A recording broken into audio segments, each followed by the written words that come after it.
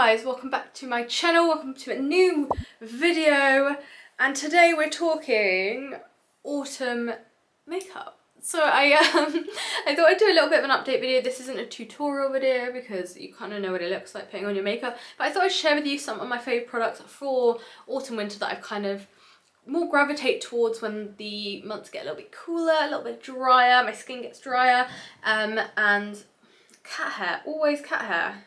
And also because I've been on, if you didn't know already, acne treatment for the last 2 months, my skin has indeed started to clear up, which is so nice. I've still got loads of acne scarring, which is a completely different story, but I don't have that much like active acne, like I don't have that much texture anymore. Like it's done its job, but I'm just kind of waiting for my skin to settle down a little bit more before I look into maybe some acne scarring treatments or something that I could get done to reduce my acne scarring. Anyway, that's a lot of changes, so I thought I'd show you what I've changed in my makeup routine, kind of going step by step in terms of what I do. This is a moisturiser I absolutely swear by using. If you've got acne or acne prone skin or sensitive skin, this is a great one. It is the, let's see if it will focus. No, not on me. Okay, no, again. It's the Cerave Moisturizing Lotion. It also comes in a cream, which Alex loves. It's more of like a little tub thing, whereas this, I prefer it because it's easier to like pump into my hand. I use this everywhere, so I use it like on my elbows, on my knees, like all over my body when I'm fake tanning and stuff like that. And then I also use it on my face. It does say on it for dry to very dry skin. And as I said, I have acne, so I have oily skin in a lot of these areas. And you know what? I actually enjoyed this far more than the green variety they have, which is the one for combination skin. I didn't like that as much as I like this. I feel like it's just a bit more friendly to your skin. I don't know, it's more sensitive. I think the other one has a few ingredients that I like, salicylic acid and things like that, that I already have in other parts of my skincare routine. And this is just a really good rich moisturizer that it doesn't sit on the top of your skin. It doesn't have perfume. It just does everything that a cream should be, and it's also really, really affordable. Also, if you want me to do a video on like my skincare routine and like all the acids and stuff I use, let me know in the comments down below because I can certainly do that one for you. Just gonna shout out this bad boy. This is the Sunshade Self Tampurity bronzing face mist. I have a lot of these bronzing face mists and I'm kind of project panning them. So if you don't know what that means, it means just I'm trying to finish this and then I'll try and finish the next one and then I'll try and finish the next one, because I'm not about waste and I kind of just want to get through them. So I do use this like, I want to say once every 2 to 3 days. I don't need it that much. But it's basically just a face tanning mist, so you can wear it under your makeup or before bed, depending on if I forget to do it before bed. I'll put it on before I do my makeup, and essentially you just like spritz 1, 2, 3, 4, and then I like to do one just here, so it hits my chin and this area, just so that it blends out with the rest of my fake tan, and I really enjoy it. As you can see from the top of this bottle and the amount in there, I do use it a lot. And yeah, I love it. Next up, we're talking primers. So I have 2 different primers I like to use as we head into autumn winter. This one's from Illamasqua and it's the Hydra Veil, and it is so weird. It's so weird. It is I don't know if you can tell there on here, it's a jelly.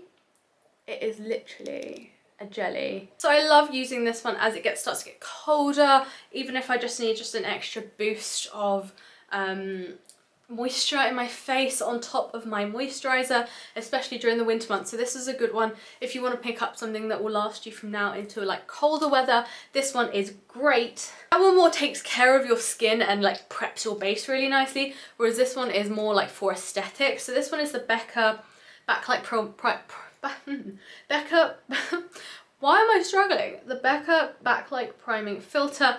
This one, I don't know if you can tell through the package, you probably can't, but I've used quite a fair amount of this, even considering that I have oily skin. This one I have to be very careful where I put it, so I'll put it just on my cheekbones, on my nose, above my lip, on my chin, up here again, and that is it. Because if I put this anywhere else, I become a shiny mess. So I'll put a tiny bit on my nose, a little bit here, maybe here, avoid, avoid. Just because I have oily skin, again, I'm acne prone, And I do find that this one does irritate my skin a tiny bit if I use a little bit too much or put it in the wrong place, but that's just me personally. So this one I only really use if I'm going out, if it's a special occasion, if, you know, it's something to do with evening, like evening, going for drinks or like going for dinner, or I just want to add a little bit of like, a bit more of like a glow to my look. But it's not my favourite because I have acne prone skin. It's a little bit irritating, but if you don't, you might really enjoy this. Okay, so next up we have base. So I've been using the It Cosmetics CC cream. There we go, in the shade medium. This is what it looks like. I buy the small one just because it's easier for traveling. Sometimes I do my makeup in the car. Obviously I'm not driving, Alex is driving when I do that, but I use it in the car sometimes. And I find that with bigger products, it's just harder to take traveling with you.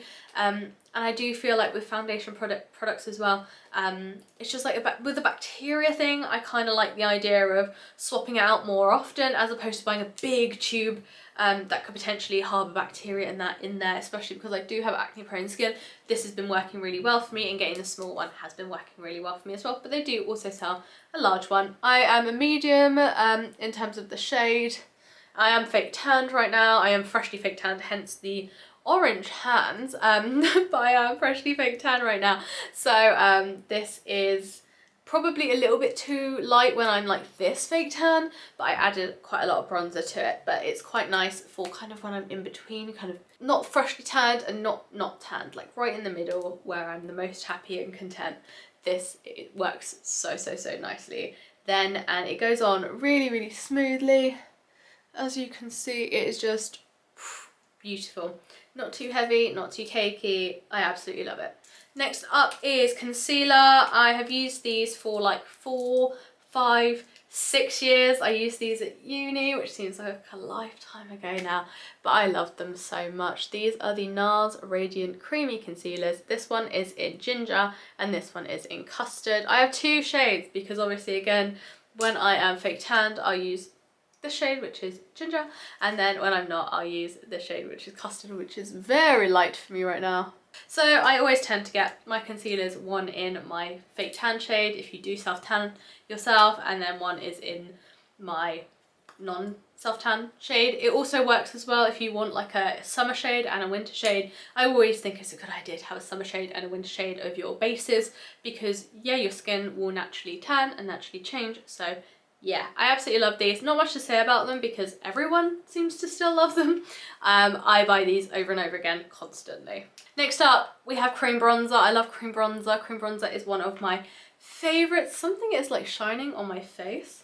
Is that better? I think it is. So yeah, I use cream bronzer all the time. I love cream bronzer. This is the Chanel Soleil Tan de Chanel Original, because there are different shades now. This is the original one. I've gone through about 3 or 4 of these. Again, I've been using this since uni. You do get through it. I mean, I'm halfway through this one. I think you can tell.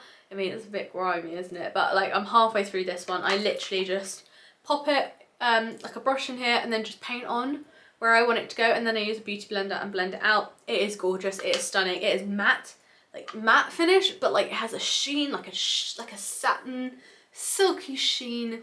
It's gorgeous. I absolutely love it. It is pricey. I'm not gonna lie to you guys. It's pricey. Is it worth it? Absolutely. In terms of powder, contour and bronzer, say, you know, you don't like cream bronzer, I actually double up and cream bronzer and contour, and then I do it with powder on top, just for extra staying power because I do have oily skin. But if you're not a big fan of cream products, I would recommend these too. So this is the Kevin Quan the sculpting powder. I have it in medium. Again, I've hit pan on this, so I do love it. So nice, so nice. Would recommend. It's a tiny little pan, but you don't need that much. I've had this for quite a while. And it creates the most gorgeous chiseled features. You can also get this in different shades as well, depending on what you personally need. And then I have this one, which is the Nars Laguna bronzing powder, which is the OG, which I absolutely love. This is a new one, so I haven't used that much of it, but it's really nice for when I am self-tanned. If I'm not self-tanned, this is actually quite deep. It's very pigmented, so when I'm not self-tan, I sometimes make the mistake of like doing the same thing where I rub my brush in and then go for it, and then I end up with a big smudge. Do not do that. if you do not self-tan, or this is very, like, more on the darker side for you, what I would suggest is literally like dab, dab, tap, tap, on. Dab, dab, tap, tap, on. And then just stamp, as opposed to like sweeping it on, because that's when you get the big strokes. So like I would dab, tap, and then just gently dab it on, because it can get extreme very quickly. Next up is blush, and I love this one for autumn winter. This is the Marc Jacobs Air Blush in 506 Flesh and Fantasy, and it has like a highlight shade on one side and then a blush shade on the other, and dependent on where you put your blush is how the colour turns out and how the finish turns out. So the blush shade is matte, and then obviously the highlight shade is a nice highlighty shimmer. See if I can focus. Yeah, there we go.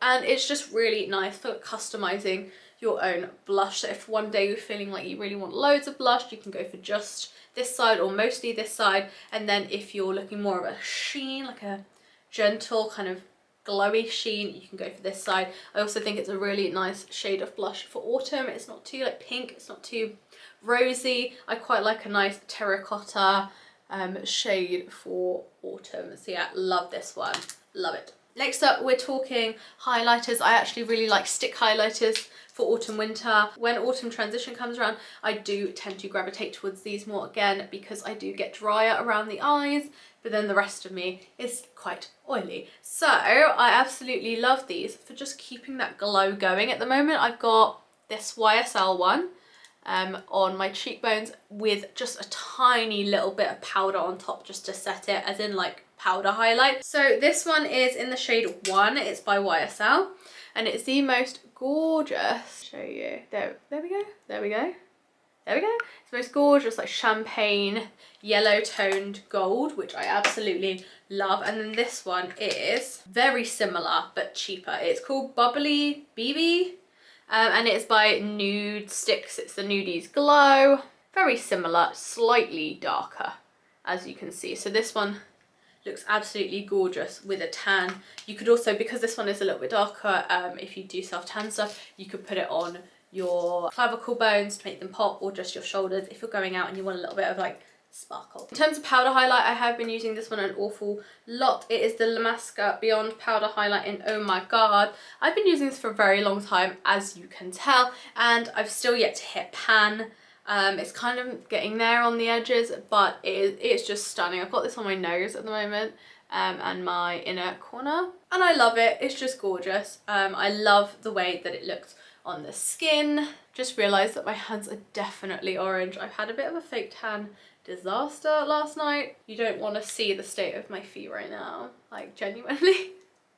It was a moment. I think I did it when I was like half asleep, and I was like, I must fake tan, so apologies for the hands, but we've all been there, have we not? But yeah, absolutely love this. Such a golden lit from within glow. In terms of palettes, I have been using the Modern Renaissance palette by Anastasia Beverly Hills, but I also love this one. I'm not sure if they do it anymore. It's a Nars palette, and as you can tell from the packaging, it's very like autumnal. It is the Afterglow palette. If they don't have this one in stock anymore, I'll link a similar one down below, because Nars do bring out similar palettes. This one is just so perfect for autumn winter. Look at those shades, and then the pop of magenta, which is so in this season. Absolutely love it. Got it on my eyes today. Stunning, what can I say? I love the warm tones. Okay, so let's talk lipstick. So I pretty much wear liner. Like I'm currently wearing Max Whirl liner. Hold on a minute. Is it Whirl? Yeah, it's Whirl. I'm using the MAC Whirl, and then I'm using this, which is the Madara Glossy Venom on top, which I absolutely love. Link those down below, obviously. But I love this one for autumn winter, and you can probably tell because it is third or fourth one that I've owned, and I love the colour so much. It is like a burnt terracotta colour. I absolutely love it. I haven't started wearing it yet because I still feel like we're still a little bit in summer, like we're not fully transitioned. When we fully get into like autumn, I'll start wearing this. My favourite way to apply this is on the finger, dab on top of lip balm, smush your lips around, and you get kind of a really nice terracotta lip. If you put it on straight from the tube, it is very harsh, which is not my vibe, but still absolutely gorgeous. And when it goes on sheer, it goes on beautiful, like a gorgeous terracotta lip balm. Last but not least, I have setting sprays. So at the moment I have been loving the NYX, as you can tell, this bottle is quite battered. The NYX Matte Finish Long Lasting Setting Spray, which is, again, because I have oily skin, it keeps my skin matte, but I'm wearing it now and you can still see my highlight. You can still see the glow of my makeup. It keeps you looking matte without taking away the kind of satin quality of your makeup, which I love, but it doesn't leave me like super dewy and like sweaty really. If you've got oily skin, you just like oily and sweaty. It doesn't leave me like that, but I've still got like a glow to my skin, so it's not completely flat and matte. So I love that for that. Another good one is the Stay All Day by Urban Outfitters, Urban Decay. I was using that for a little bit, but it was very pricey for what it was, so I picked this up and it does just as good of a job. And then I also have this one, it's the Ciate Everyday Vacay, and it's more of a, like, the packaging is definitely more luxe, isn't it? And the spray is also really, really nice. Kind of looks like a fake tan bottle or something. It's weird. But this one is definitely more for like dewy skin. Again, I would not wear this unless it was like evening time. I'd pair it with the Becca filter primer and then put this on top, and then it would be really nice for like an evening makeup look where I'm not going to be wearing it for like all day. It would just be like maybe 6 p.m. till 11 p.m. or something. I feel like this would look really nice for that amount of time. I did try and wear it all day, and on me, because I have oily skin, it is a bit much. But if you've got dry skin, this might be a good one for you because it does leave you dewy, it does leave you hydrated. But on me, because of my oily skin, it's just a lot of dew.